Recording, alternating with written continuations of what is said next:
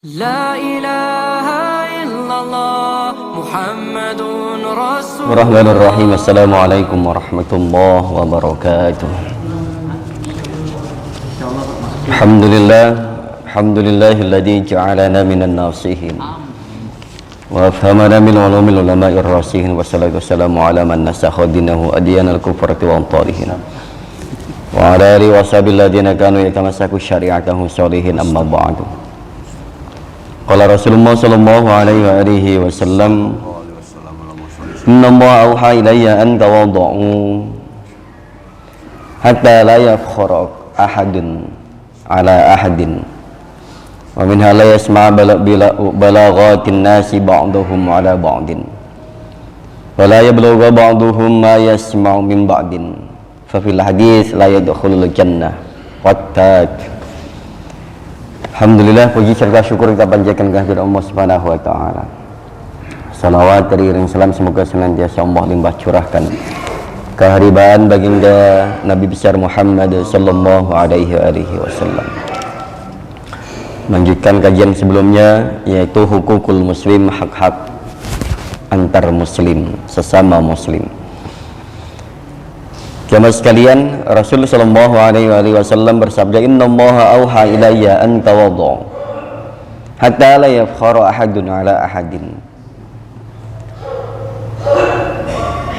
Rasulullah menyampaikan dalam sabdanya, innallaha auha ilayya, Allah mewahyukan kepada saya an tawaddu, agar tawaddu, saling merendah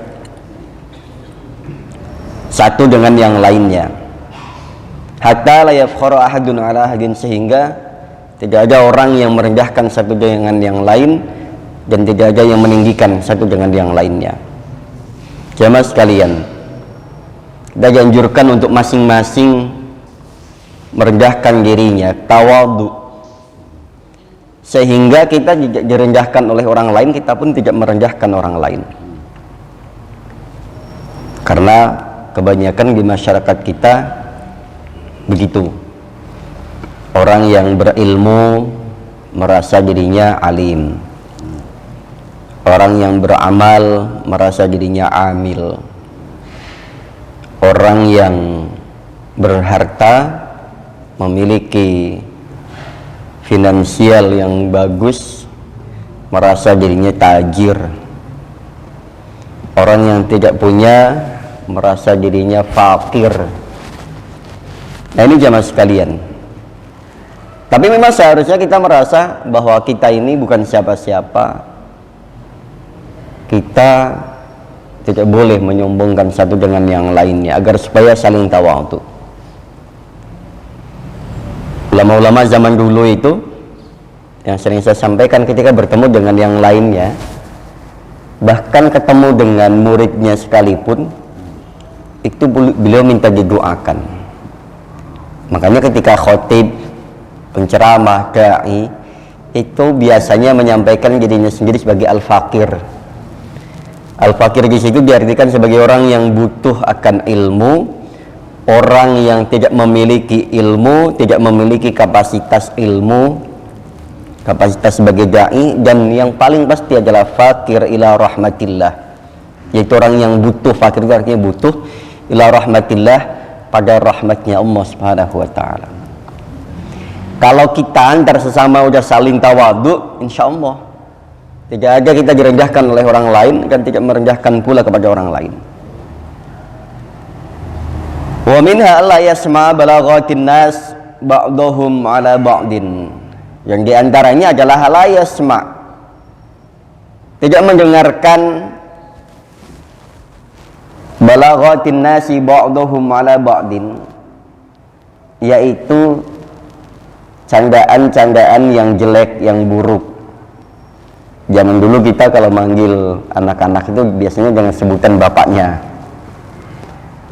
atau dengan sebutan yang lainnya. Atau biasanya kita ketika muda dan lain sebagainya manggil seseorang dengan sebutan yang menurut kita itu nggak bagus. Bahkan sampai sekarang kita itu kalau melihat seseorang itu kita juluki dengan sesuatu hal yang tidak bagus. Biasanya begitu.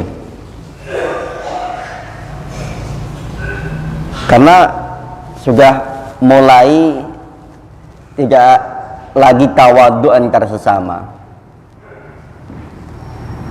Makanya nggak heran kalau di kota-kota ini orang-orang yang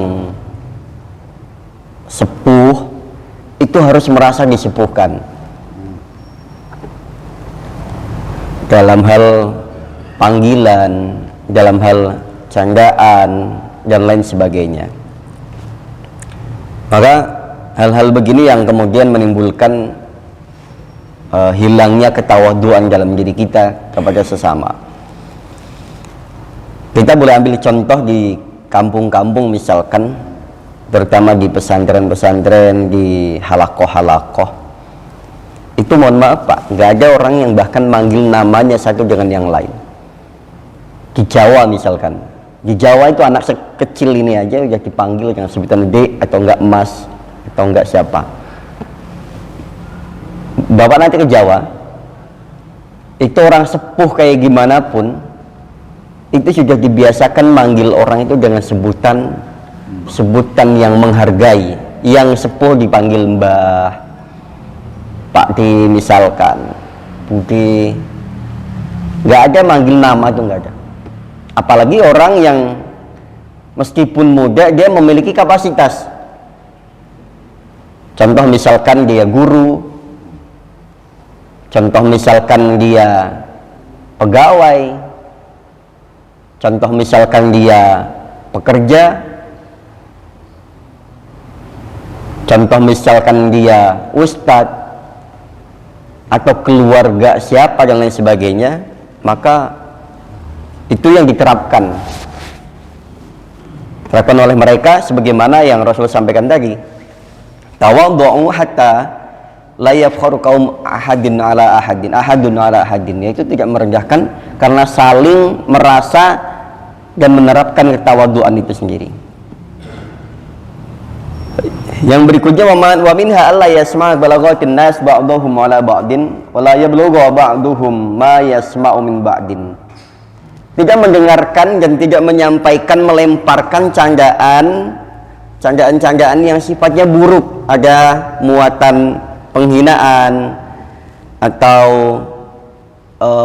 pembulian, apalagi dan juga tidak sampai ketika kita mendengarkan itu disampaikan kepada orang tersebut. Nah ini yang bahaya juga. Ketika contoh misalkan saya ngobrol dengan salah satu jamaah tentang seseorang misalkan, ternyata disampaikan, ini yang bahaya. Akhirnya terjadilah adu domba.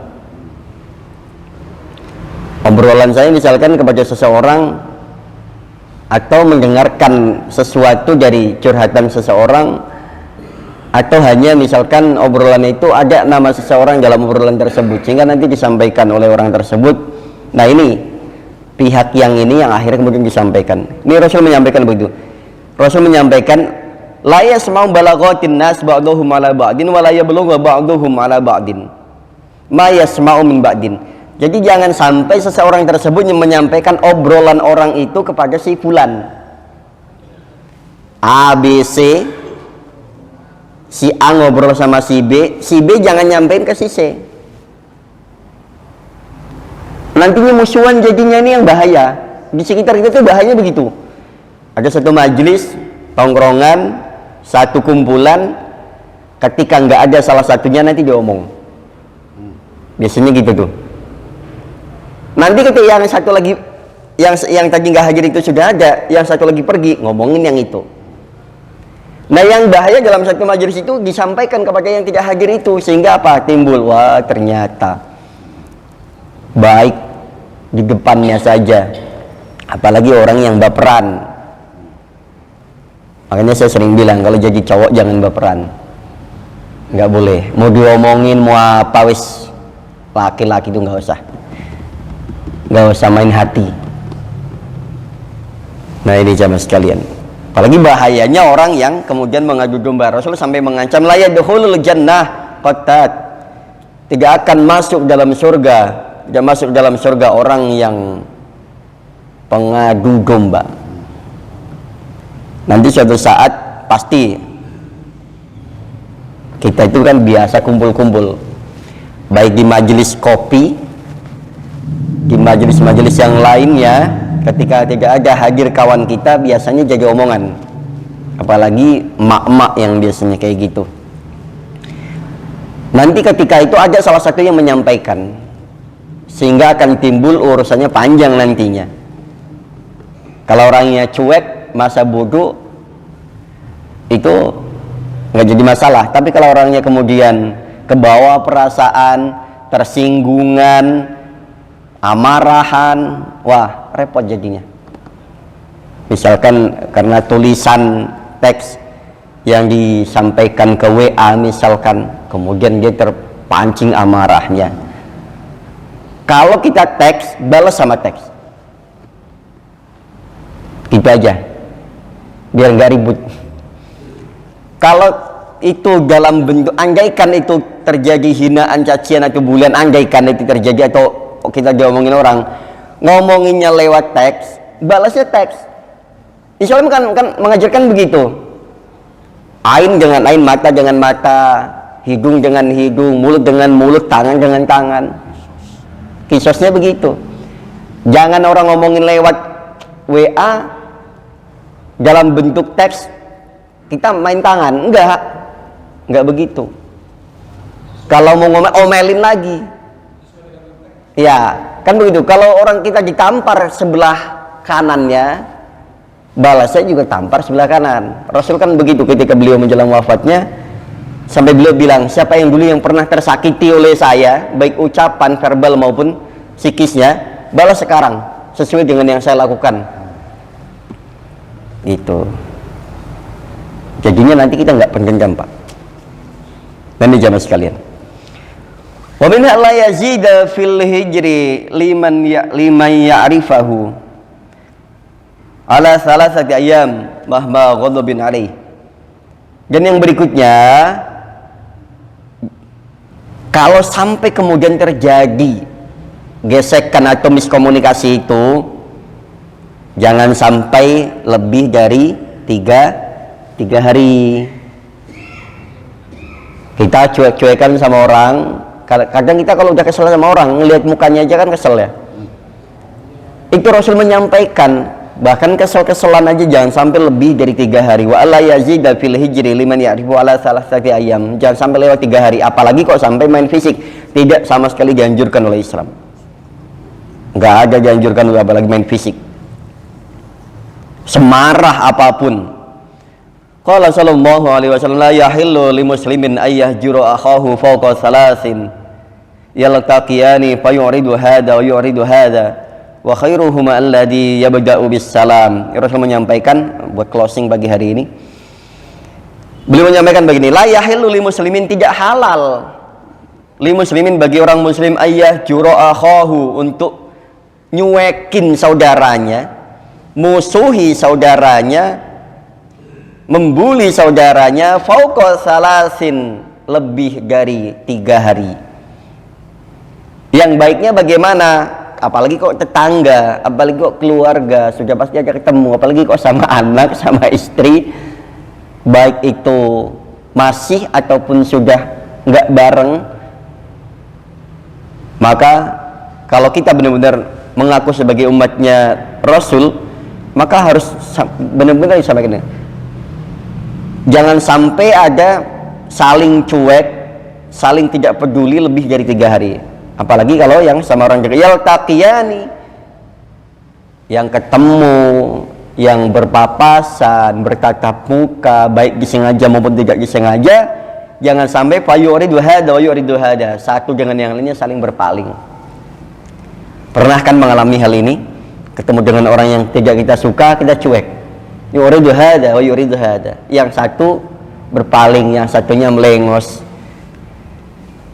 Wa khairuhuma, dan yang terbaik di antara keduanya adalah alladzi yabda'u bis salam, yang memulai obrolan, memulai ucapan, memulai doa, memulai salam.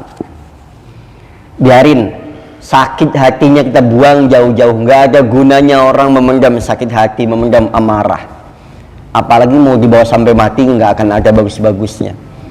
Jangan kita sampai pulang menghadap Allah Subhanahu wa Ta'ala dengan membawa dendam, membawa amarah, membawa sakit hati, apalagi nggak guna ketemu orang yang tidak kita suka sekalipun.